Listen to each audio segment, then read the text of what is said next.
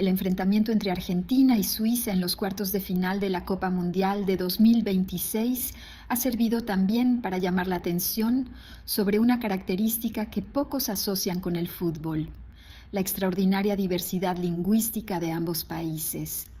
Suiza es uno de los ejemplos más conocidos de convivencia entre distintas lenguas: el alemán, el francés, el italiano y el romanche. Son lenguas nacionales y forman parte de la identidad del país.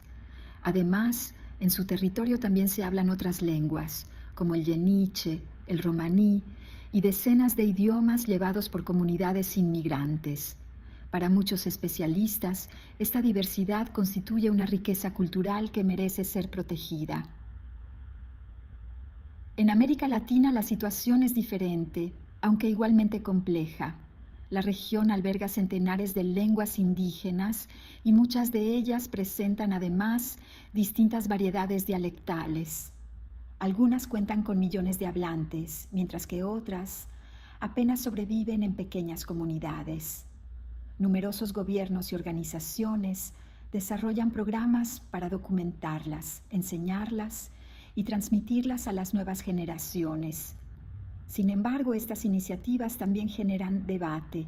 Sus defensores sostienen que cada lengua conserva una forma única de interpretar la realidad y que perderla supone empobrecer el patrimonio cultural de la humanidad.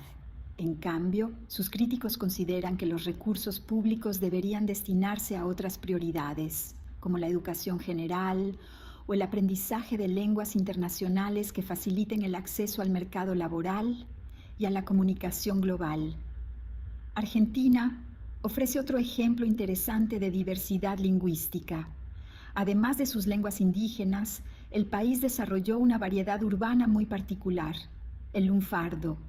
Este modo de hablar nació entre finales del siglo XIX y principios del XX, gracias al contacto entre inmigrantes italianos, españoles y personas procedentes de muchos otros lugares.